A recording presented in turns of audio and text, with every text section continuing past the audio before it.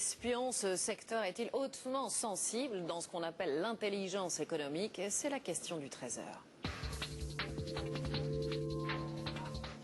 Et pour y répondre, nous recevons Pierre de Jong. Bonjour et merci d'être avec nous. Vous êtes ancien militaire, consultant et professeur à l'école de guerre économique. Est-ce que vous êtes surpris qu'une telle affaire arrive chez Renault et surtout à un tel niveau ?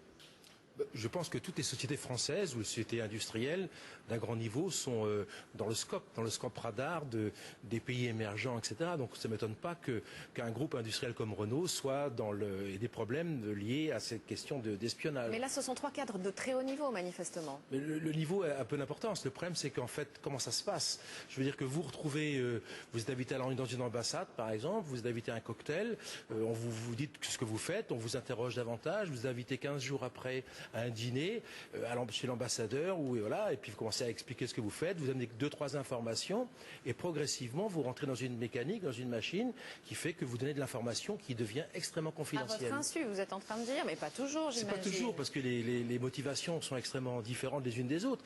Alors les 3/4 du temps, c'est à l'insu des gens qui donnent l'information. Mais il y a également l'argent, le sexe, la notoriété ou même des questions d'ego, même des questions politiques. On peut adhérer à un système et dire voilà, je vous donne l'information gratuitement. Donc ce mélange de tout ça, c'est un monde extrêmement humain. Donc c'est un mélange de tout ça, c'est ça qu'il faut protéger et l'entreprise doit vraiment se préserver par rapport à ce genre de danger. Nous, là, on a l'impression que c'est un monde d'espions très lointain par rapport à nous. Vous êtes en train de nous dire que c'est très présent dans toutes les entreprises. Et c'est partout. Et je pense que les Français sont d'ailleurs assez mal placés dans ce domaine-là. C'est pas dans notre culture, la culture entre guillemets de l'intelligence. On est plutôt on sabre charge au clair. Donc on n'a pas la culture du secret. Pas tellement. Donc en fait, on a de vrais efforts à faire et dans le domaine de l'auto particulièrement. Alors justement, j'allais vous poser cette question. Il y a eu, on l'a vu dans le reportage, il y a eu Valeo, il y a eu Michelin. Cette fois, c'est Renault. À chaque fois, c'est le secteur de l'automobile qui est visé. J'imagine que ce n'est pas un hasard. C'est pas un hasard, on va dire que je pense qu'il y a d'autres secteurs comme l'aéronautique ou la défense qui ont les mêmes problématiques, mais dans l'auto c'est très important parce que ce sont des marchés extrêmement concurrentiels qui s'ouvrent avec les pays émergents qui vont consommer des millions de voitures dans les années qui viennent.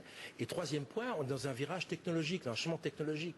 Et ce changement fait que demain matin, un industriel chinois ou indien ou serbo-croate ou autre, en détenant une technologie, pourra la développer dans son industrie et devenir totalement concurrentiel avec des sociétés comme Renault. Là, on l'a vu, c'est la voiture électrique qui est visée, ce n'est pas un hasard non plus. C'est le changement technologique, c'est le virage qu'on vit tous actuellement et qu'il faut suivre, sinon c'est un dérapage et on sort de la route. Une telle affaire comme celle qu'on est en train de découvrir, ça peut coûter combien à Renault ?